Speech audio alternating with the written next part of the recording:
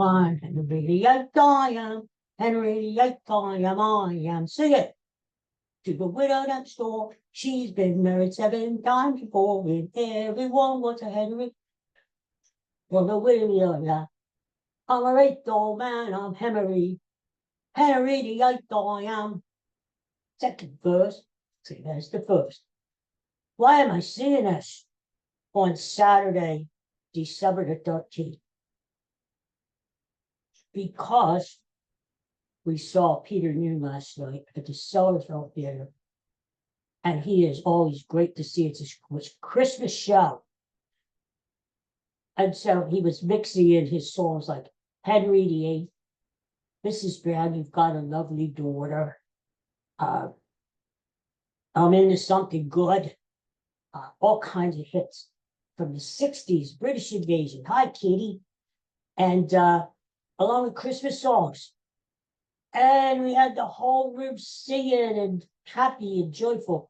If we could only be that way in real life.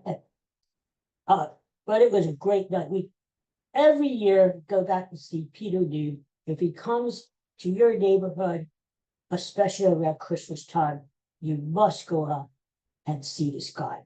He's like 77 years old. He's got so much energy, jumping around, funny as hell. I mean, I can't say it.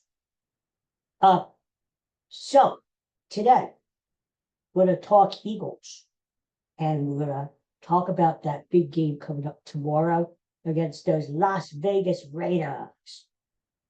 But before we do that, it's National Cocoa Day, and I think of cocoa as in something to drink, chocolate Coke, cocoa. But when I think of cocoa, I think of my dog, Coco. Coco, where are you? Are you going to make a guest appearance? Coco, here, look. PB Yummers, Coco, PB Yummers. There he is. National Cocoa Day. And we have Katie and Coco as our guests on the program. Coco and Katie, how are you? How the hell are you? Oh my God, what they want is this. PB Yummers. And we're going to give them some because they're the cutest dogs in the world and they deserve it. And it's National Cocoa Day. So they deserve a little treat. If I can open the name. So let's try to open it while we're talking. And guess what? Today is happy birthday. Who is 100 years old? Dick Van Dyke.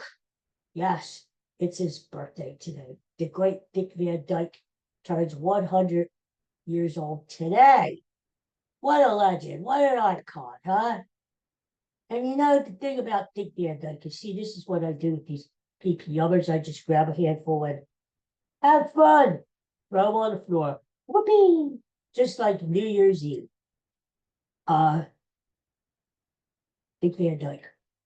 I think one of the reasons why he's lived so long is, well, first of all, he takes care of himself. He goes to the gym like 2-3 times a week. And he's 100 years old. Jesus, I could just about get out of bed. And it's got this positive attitude. And his life has been full of dance and song and fun and joking around. And he's still doing it. 100 years old, he's still going strong. And I think that's a lesson for all of us. We have a positive attitude. We smile and we think happy thoughts and sing. And I think it helps. It really does help. So I think we should all give it a try and try to be like Dick Van Dyke and try to live to 100 or beyond. They asked Dick Van Dyke here now, whoopee, Happy New Year. Woo! They asked Dick Van Dyke, what do you want to do on December 13th, your birthday, when you turn 100? And just typical Dick Van Dyke, he said, I want to stay in bed and I want to watch old reruns of Jeopardy. Who wouldn't want to do that, right? Hey, you're 100 years old, You get to do whatever the hell you want to do, right? If the man wants to stay in bed, leave him in bed. If the man wants to watch jumping reruns, let him do it. Even though he probably knows all the answers, let him do it. So anyway, happy birthday, Dick Van Dyke. I guess you're not listening to me. I guess you're not watching me because you're watching Jeopardy. But if you are watching me down the road, because of course this is a podcast, you can always watch it later. Happy birthday, Dick Van Dyke. May you live another 100 years. Right, Coco? There's the man. It's National Cocoa Day. And there he is. Look how cute he is, huh? Look how adorable. Coco. My Coco. I mean, oh, National Cocoa Day. You know what that means? It means more PP yummers. PP yummers coming up. Would you like a PP yummer out there? You watch me here, here, here. Yes, Happy New Year. There it is. All right, so Eagles tomorrow. Eagles are favored by like 12.5 points. What the hell? Yeah, it's the Super Bowl champs. Playing at home. Playing in the cold. It's going to be freezing. We're supposed to get like 4 inches of snow overnight. Our first snow of the year. And you would think the Eagles are going to blow this team out because the Raiders stink. They're what, 2-11 or something? But the way the Eagles are playing now, do you think the Eagles are going to beat any team by more than 12.5 points the way they play it? I mean, their offense stinks. The Eagles can just about put 12.5 points up themselves. So I don't know. I don't think it's going to be that easy, you know? I don't think overnight Jalen Hurts is going to start playing well. Or I don't think overnight Saquon Barkley's going to like run for 200 yards tomorrow. You know, it's going to be tough kicking. It's going to be windy. You know, I see like a 17-9 game. You know what I mean? Like one of those ugly, ugly games where they're battling it out in the trenches. The snow is flying. The wind is blowing. It's cold out there. It feels like 10 degrees. Nobody can hold the ball. The ball is squirting out of your hands like a greased pig. And you kick the ball and it goes, and it goes out on the side. I don't think so. I think it's going to be a close game than what they said. So, if I were a betting man, I would say take the under. Because of the weather, whenever it's windy out, bitterly cold, take the under because of the conditions. But I wouldn't lay 12.5 points with the Eagles. I don't know. The Eagles cannot score themselves, even though the Raiders suck. Raiders are going to try to pound the ball with the running game, which they should. I mean, they're a dome team. They play out in Las Vegas. They're coming to the East, first of all, in inclement weather. They're not used to this shit that they're going to be playing into. You know? They could be like fish out of water, these Raiders. And but so what they should do is they should play the Northeast game that where they run the ball. That's what the teams up here in the Northeast should do in the wintertime, right? Run the damn ball. That's how the Eagles won the Super Bowl last year. They got to the Super Bowl, played all those home games in the playoffs, and they ran the damn ball with Saquon Barkley. I think that's what the Raiders are going to try to do tomorrow. They have a great tight end, Bowers, but the Eagles happen to be the best defense in the league against tight ends. So I don't think that's going to work.